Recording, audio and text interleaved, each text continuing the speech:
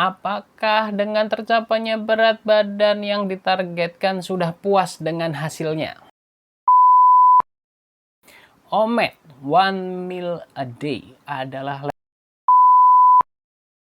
kemudian nge-gym, apakah bisa bikin pendek ketika kita nge-gym dalam usia pertumbuhan? Hari Senin adalah saatnya kita Q&A. Penasaran ada pertanyaan apa saja hari ini? Simak terus video ini.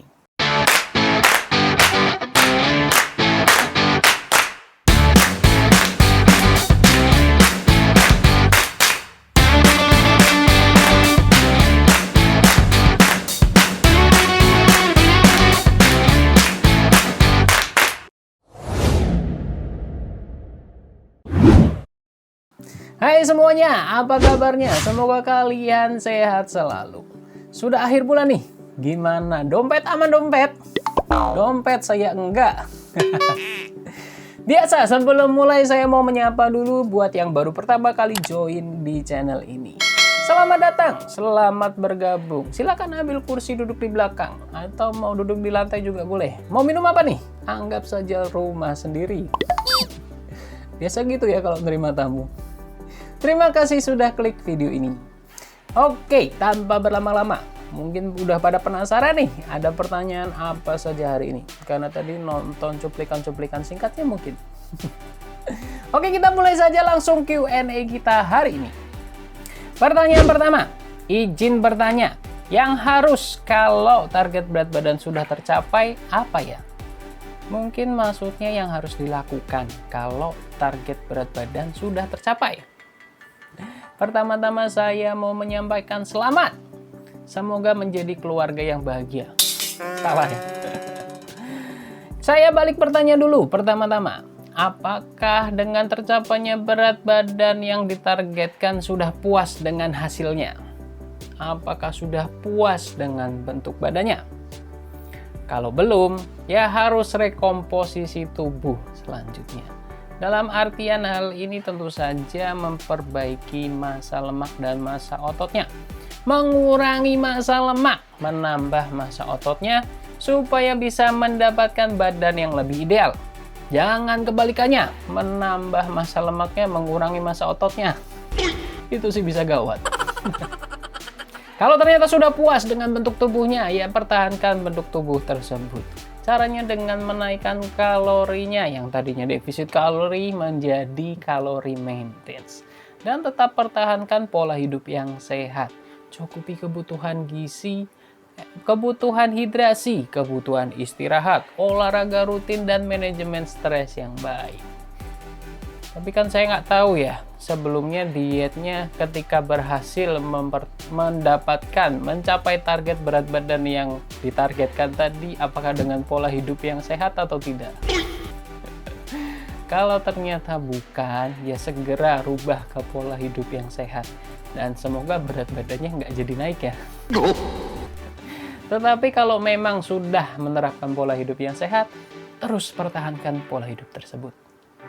Kemudian pertanyaan yang kedua, guys, aku OMAD, diet baru sekitar 2 hari, kenapa berat badan malah naik? Dan nggak bisa BAB ya? Emot sedih. Jangan sedih dong, sedihnya karena nggak bisa BAB atau berat badannya naik. Canda ya, kita bahas dari OMAD-nya terlebih dahulu. OMAD, one meal a day, adalah level advance. Inggris. Level berikutnya, istilahnya level up-nya dari intermittent fasting. Sebenarnya saya tidak merekomendasikan OMAD ini dilakukan sendiri tanpa konsultasi terlebih dahulu, tanpa dampingan tenaga ahli. Kenapa? Karena dikhawatirkan belum punya strategi untuk mencukupi kebutuhan gizinya, sehingga bisa menimbulkan terjadinya defisiensi gizi atau kekurangan gizi. OMAD tidak bisa diterapkan untuk jangka waktu yang panjang karena susah untuk mencukupi kebutuhan gizi dari one meal tadi. Oke, sekarang kita bahas masalah yang pertama. Sudah 2 hari diet tapi nggak turun berat badan, malah naik. Sebenarnya baru 2 hari diet, tapi nggak apa-apa, kita bahas kemungkinannya. Yang pertama, cara nimbangnya sudah benar atau belum? Cara nimbang yang tepat adalah saat perut kosong, sebelum mengkonsumsi makanan atau minuman, dan setelah buang air besar dan buang air kecil. Tadi dibilang susah buang air besar ya? Jangan-jangan karena itu, karena belum keluar sisa makanannya, malah naik berat badannya. Bisa jadi. Kemudian kita lanjut ke kemungkinan yang kedua. OMAD adalah metode yang menggunakan puasa, sama seperti intermittent fasting. OMAD adalah metodenya, dietnya goalsnya menurunkan berat badan. Kuncinya defisit kalori. Nah, defisit kalorinya sudah benar belum? Dan terjadi lagi. Deja vu. Sepertinya baru Q&A kemarin saya membahas pertanyaan seperti ini. Cuma beda intermittent fasting dan OMAD. Tapi nggak apa-apa, kita lanjut lagi. Defisit kalorinya sudah benar belum? Cara menghitung TDEE-nya benar nggak? Cara tracking kalorinya sudah benar belum? Akurasi menghitung kalorinya gimana? Sudah benar belum? Karena bisa jadi walaupun OMAD tetapi tidak defisit kalori. Kalau kalian mengkonsumsi makanan yang tinggi kalori ketika berbuka, bisa jadi walaupun 1 meal a day kalian bisa surplus kalori. Kemudian sama seperti kemarin, sudah pernah diet ekstrim sebelumnya atau tidak? OMAD termasuk diet ekstrim sih menurut saya. Dikhawatirkan kalau sebelumnya pernah melakukan diet ekstrim atau pernah OMAD mungkin sebelumnya. Dan ketika OMAD itu memasukkan kalori yang terlalu sedikit sehingga mengakibatkan metabolismenya menjadi lambat.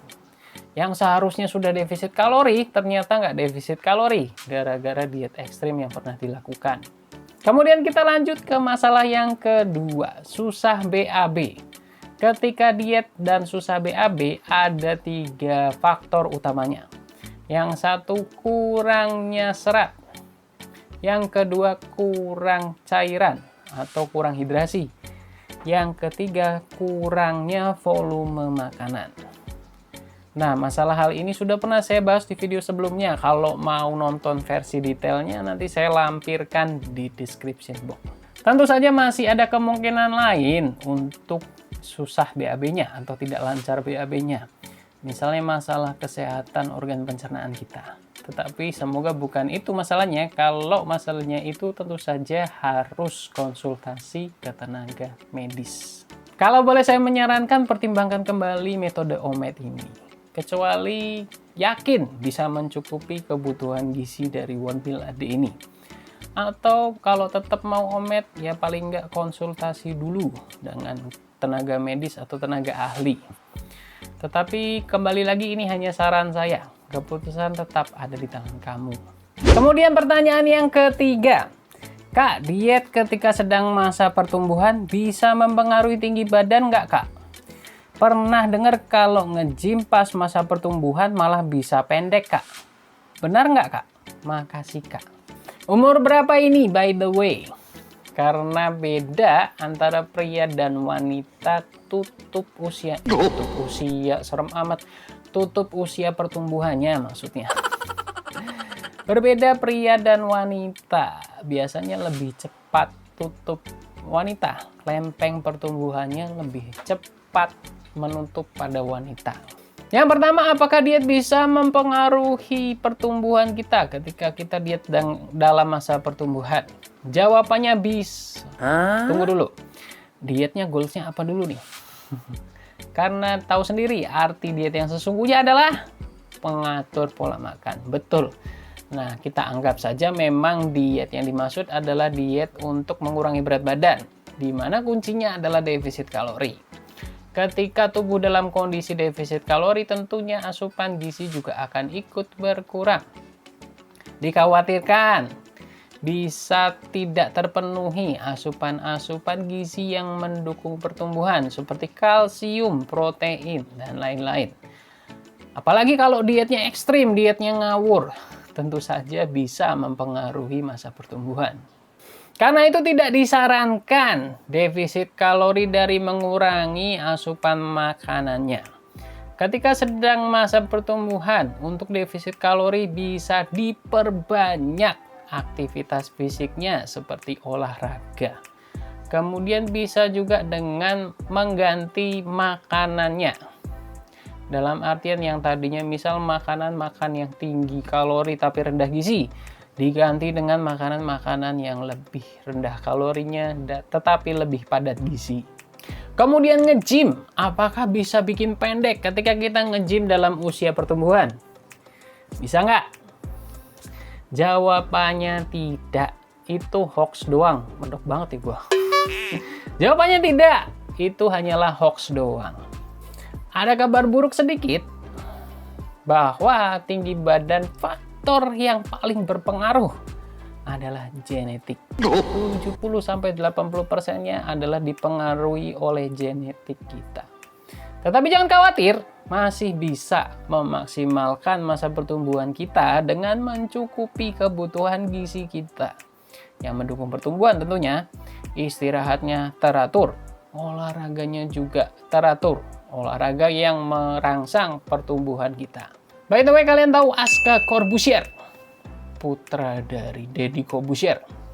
Nah, Aska Corbuzier adalah bukti bahwa nge-gym ketika usia pertumbuhan bisa bikin pendek adalah hoax.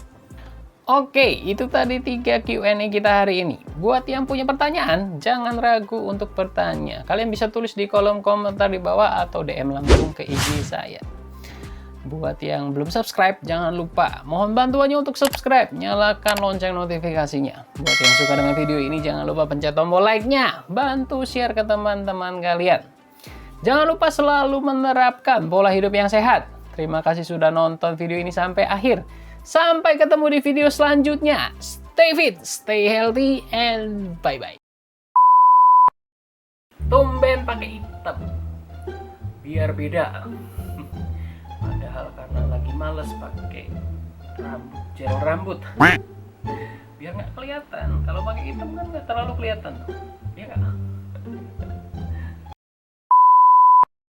Pola hidup yang sehat per level advance atau level.